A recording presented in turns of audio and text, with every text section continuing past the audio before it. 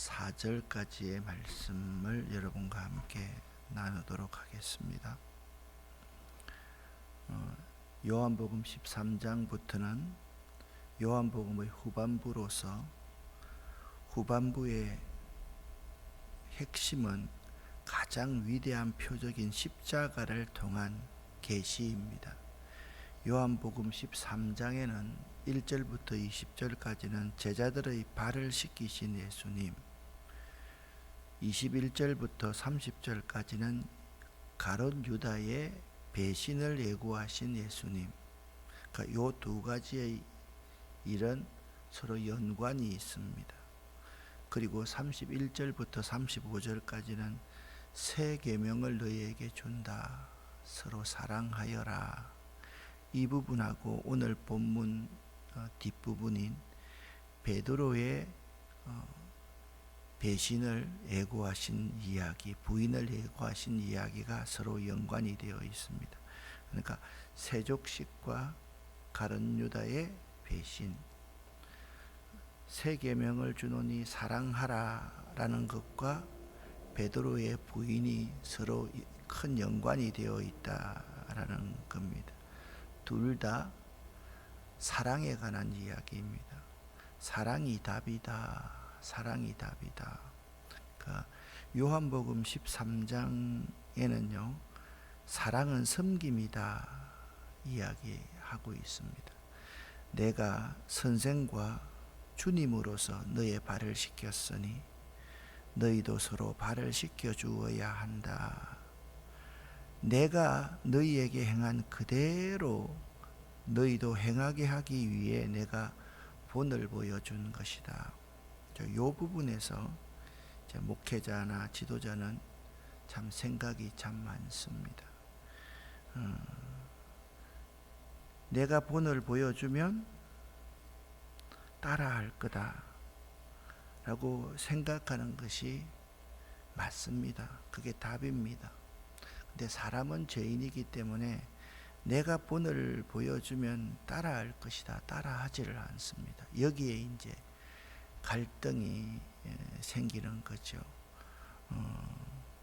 그때 예수님처럼 끝까지 자기가 죽는 사람이 있고, 지도자는 조금 참다가 또 이걸 지키지 못하는 사람이 있고, 아예 참지 못하는 그런 사람이 있습니다.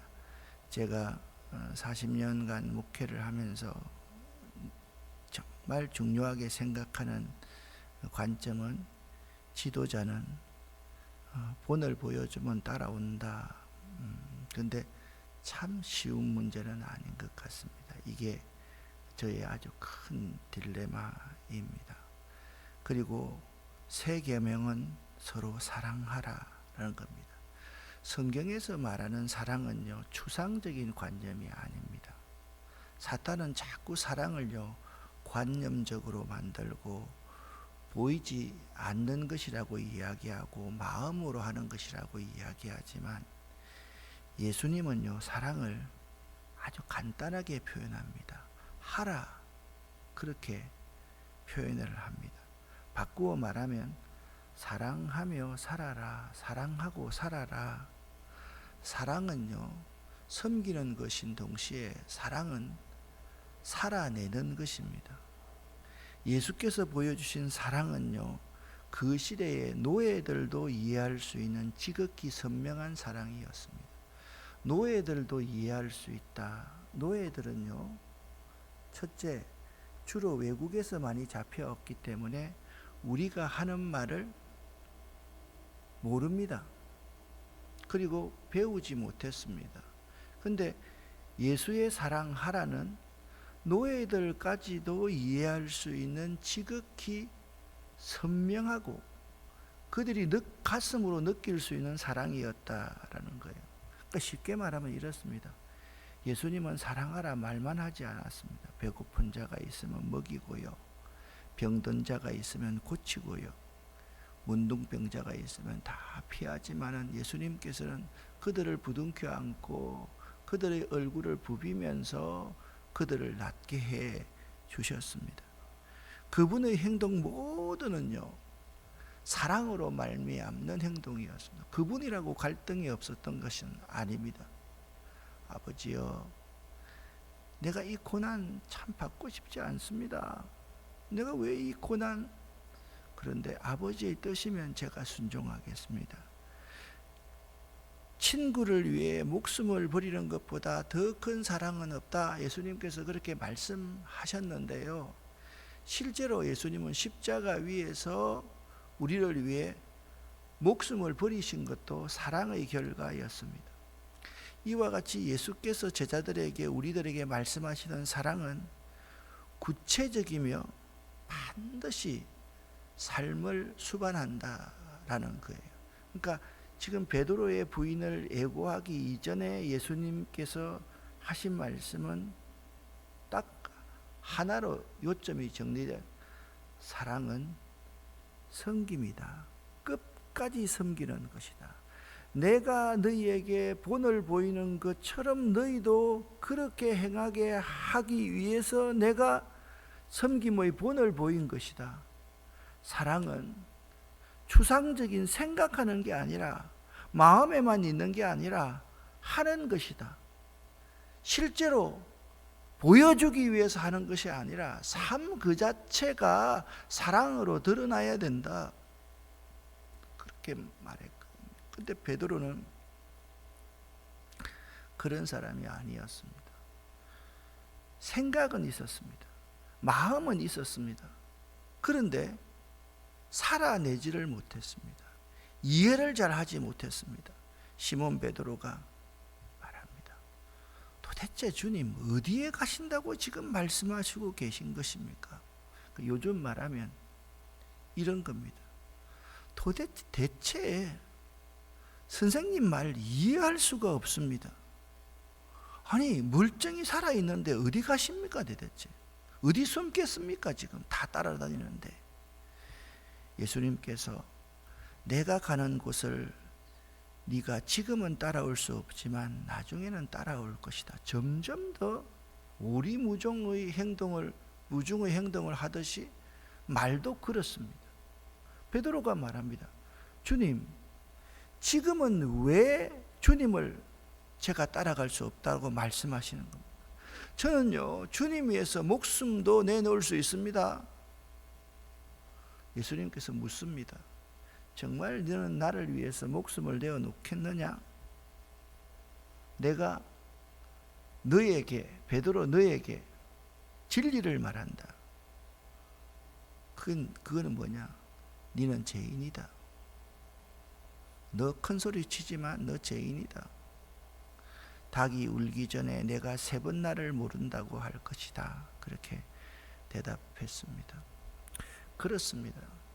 사람은요, 항상 자기 관점에서만 이야기하고 해석하려고, 자기 관점에서만 보고, 자기 관점에서만 이해하고, 자기 관점에서만 말하고, 자기 관점에서만 자기 행동을 대변하려고 합니다. 제가 삶을 살면서 참 발버둥 치는 것은 그렇습니다.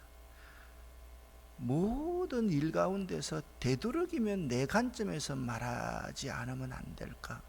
믿음이라는 것은 그런 거거든요. 내 관점에서 이야기하는 것은 내 생각이고 내 신념이고 내 철학입니다. 절대 타자인 하나님의 관점에서 생각해보면요, 그러니까 그 생각해보면 땡스 감사가 되거든요. 아, 그래, 은혜로구나. 또 생각을 쭉 한번 해보면, 아, 하나님은 이렇게도 생각하셨겠구나. 예수님이라면 이렇게도 하겠구나. 그런 생각을 이제 사람들이 하게 되는 것입니다. 예수님께서 베드로에게 했던 말이 바로 그렇습니다. 후에 내가 고난을 받고 죽은 후에 그때서야 깨닫고 나의 뒤를 따를 수 있다라는 거예요. 그러니까 지도자는 그런 생각을 해야 된다고 저는 생각합니다. 지도자는요, 내가 있을 때 사람들이 변화될 것이라는 기대를 접어야 됩니다. 내가 사라지고 난 뒤에 그때서야 깨닫고 그때서야 그 길이 옳았구나라고 생각하는 자세가 지도자의 자세라고 생각합니다. 그게 잘 안 되죠. 쉽지 않지요. 어렵지요. 그래서 그 길이 참 쉽지 않고 어려운 길이다라는 생각이 듭니다. 부모와 자식 간의 사이도 마찬가지입니다. 여러분 혹시나 자식들 때문에 속상한 분들 있습니까? 자꾸 자식들이 내 눈에 보이는 데서 변했으면 좋겠다, 착했으면 좋겠다, 좋아졌으면 좋겠다, 그런 생각을 여러분 접으세요. 그걸 내려놓는 것이 믿음입니다.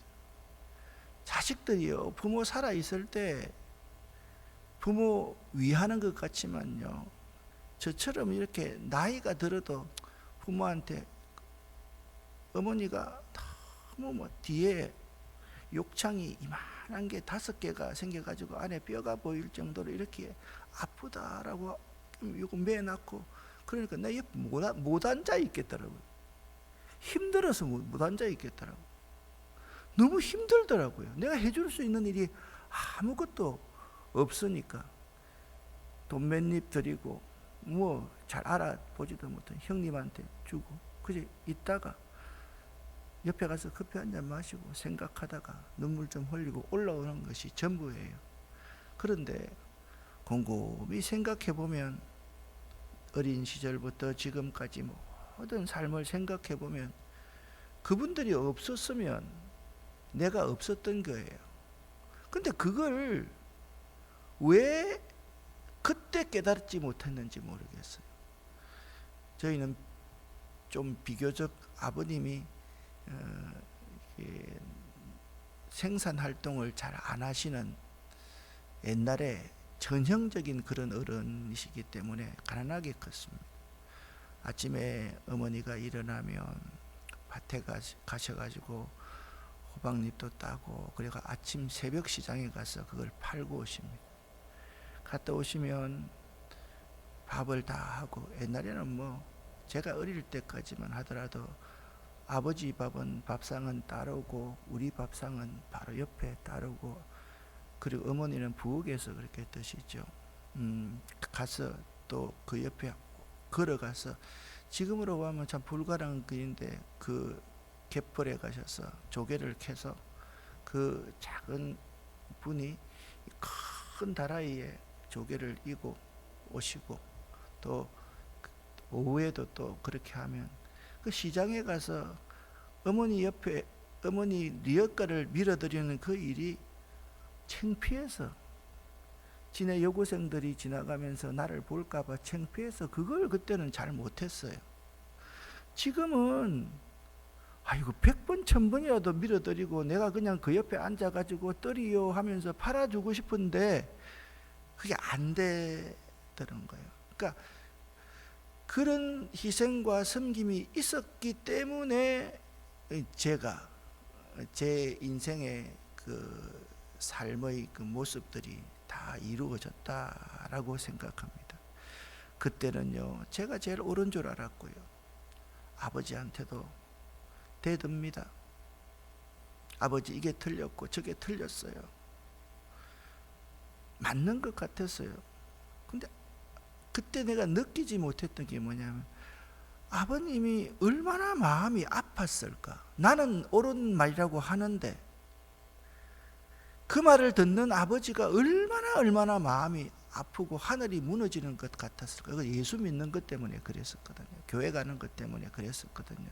내가 교회 가는 것이 옳다 할지라도, 이게 진리의 길이라 할지라도, 내가 조금 속이 있는 사람이면 아버지가 얼마나 마음 아플까 느끼면서 내 생각을 말해야 그게 아들인데, 그걸 못했던 거지요. 제 모습이 다 내가 다 책임집니다. 그렇게 말했던 것 같습니다. 이런 예수님에게 말을 합니다. 네가 나를 위해서 목숨을 버리겠느냐? 이건 너는 철들라 그러면 내가 죽고 나면 철든다, 그 말씀이지요. 베드로에게 3번 나를 부인하지라.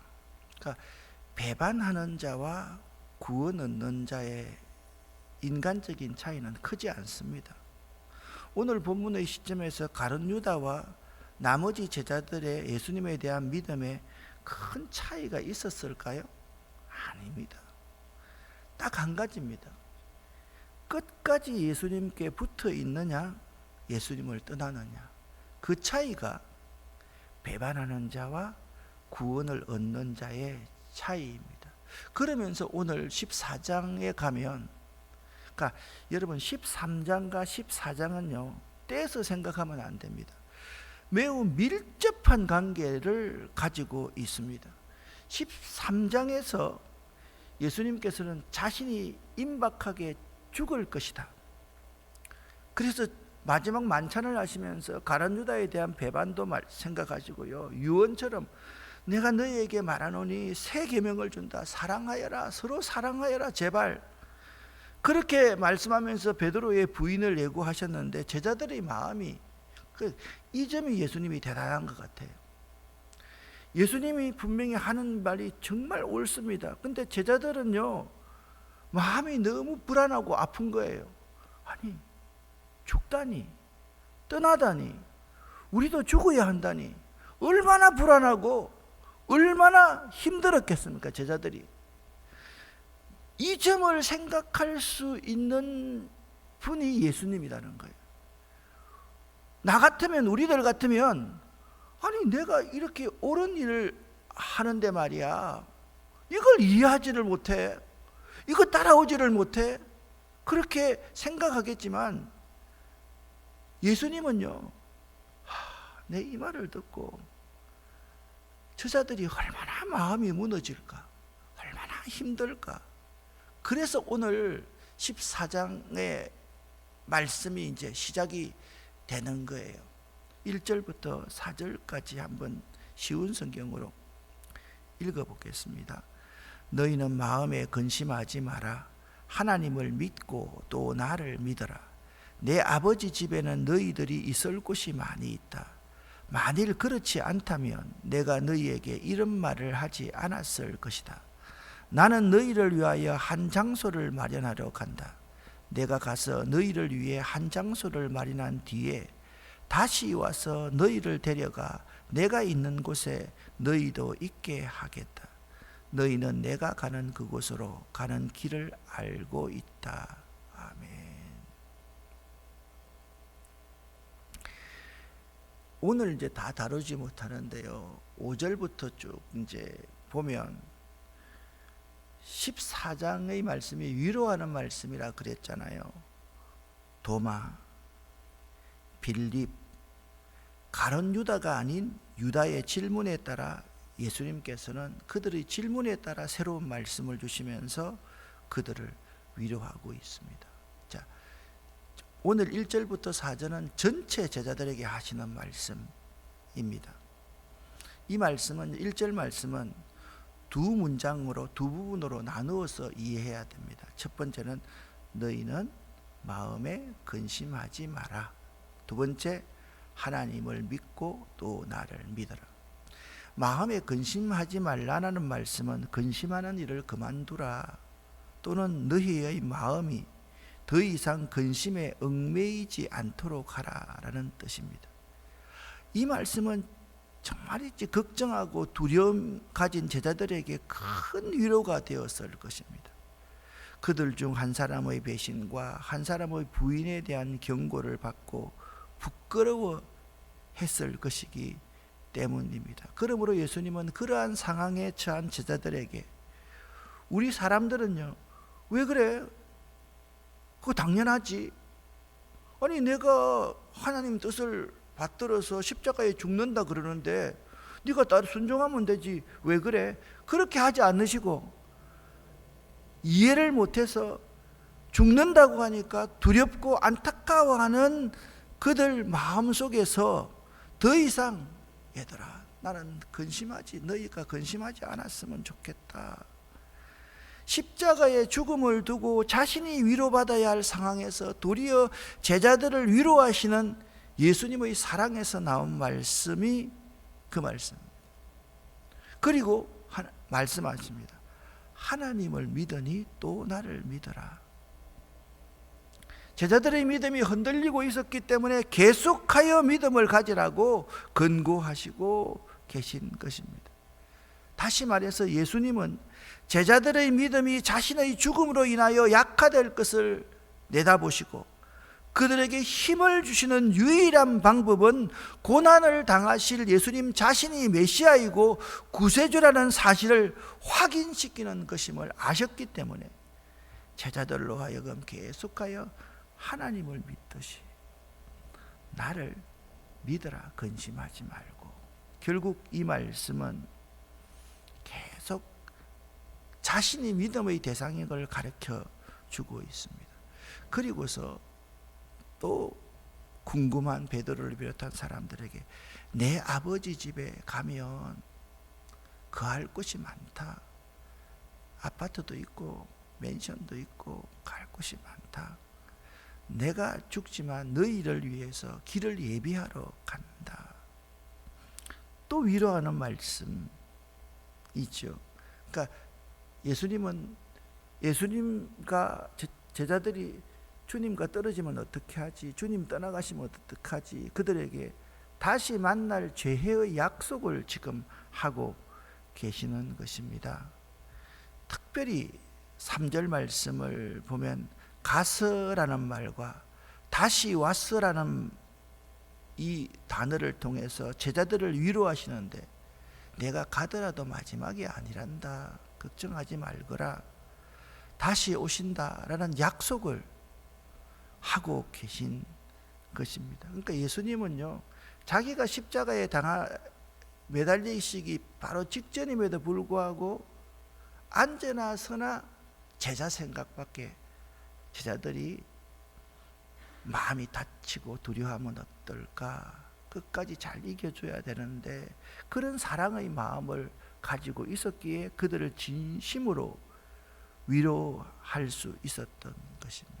우리는 14장 1절부터 4절까지 말씀을 읽어보면 제자들을 향한 예수의 사랑이 얼마나 큰가를 깨달을 수 있습니다. 고린도전서 13장 12절에 지금은 거울을 보는 것처럼 희미하나 그때는 얼굴과 얼굴을 대하여 볼 것이요 이제는 부분적으로 아나 그때는 주께서 나를 아신 것 같이 내가 온전히 알리라.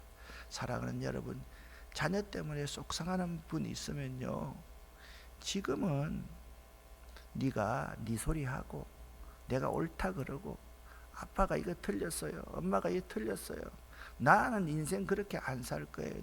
우리 누님이 항상 내가 어릴 때 들었던 말이 그렇습니다. 누님하고 저하고 10살 차이 나는데, 나는 엄마처럼 안 살 기다, 나는 엄마처럼 안 살 기다, 그렇게 하더니요, 지는 엄마보다 더하게 살더라고요. 그러니까 이게 고린도전서 13장의 이 사랑장 아닙니까? 예수님께서 이 말씀을 지금 하고 있는 거죠. 예수님께서는 일찍이 자기를 하나님께로 가는 길이라는 의미로 많이 말씀하셨습니다. 14장 6절에 이제 마지막 내가 길이요 진리요 생명이다 말씀하셨지 않습니까? 6절에서는 자신을 그 길이라 그렇게 말씀하셨습니다. 예수님 자신이 하나님께로 가는 그 길, 그 브릿지가 되시는 분이기 때문에 나를 밟고 제자들이 그 길로 편안하게 갈 수가 있거든요. 그러니 주님 자신은 그 길이 되시기 위해서 십자가를 지셔야 되고 아파야 하고 이해가 안 돼도 끝까지 그들을 섬기지 않으면 안 되는 그러한 삶을 사셨던 거예요. 그래서 오늘 4절에 이렇게 말씀하고 있습니다. 내가 어디로 가는지 그 길을 너희가 아느니라. 다 알고 있지는 않지만 조금은 이제 애 맺낳고 살든지 애 맺낳고 키웠으면 이제는 부모의 사랑을 손톱 밑에 때만큼 이제 알 것이다. 그렇게 예수께서는 말씀하고 있습니다. 여러분, 사랑은요 관념이 아닙니다. 사랑은요 말이 아닙니다. 사랑은요 마음에 담아두는 게 사랑이 아니에요. 사랑은요 살려고 발버둥 치는 거예요. 실수하고 나서도 다시 내 존재는 죽어지는 것에 있다. 내 존재는 그럼에도 불구하고 너희를 위로하는 것에 있다. 그걸 깨달아서 아는 것이 사랑인 겁니다. 여러분과 제가 그런 사랑을 좀 소유할 수 있도록 이 새벽에 나를 낮추고 나를 깨 부서뜨리고 나를 죽이고 그런 삶을 살아낼 수 있기를 예수 이름으로 간절히 축원합니다. 기도하겠습니다. 하나님 아버지, 사랑은 섬기는 것이고 사랑은 본을 보이는 것이고 사랑은 말이 아니라 하는 것이고 표현하는 것이고 살아내는 것임을 가르쳐 주심을 감사합니다. 그 사랑을 알지 못하는 제자들에게 또 사랑은 그런 자들마저도 용납하고 위로하는 것이, 그런 자들을 위해서 염려하며 위로하는 것이 사랑임을 깨달을 수 있게 도와주셔서 감사합니다. 하나님, 오늘 우리에게 그런 사랑을 주시옵소서. 혹시나 자녀들 때문에 마음 아파하고 왜 이게 안 될까라고 생각하는 부모들이 이 자리에 있다면 예수님의 그런 사랑의 모습을 1%라도 2%라도 깨달아 알 수 있는 이 새벽이 되기를 원합니다. 기도하는 우리 모두의 기도를 하나님 들어 응답하여 주시옵소서. 예수 그리스도의 이름으로 축복하옵고 간절히 기도 올립니다. 아멘.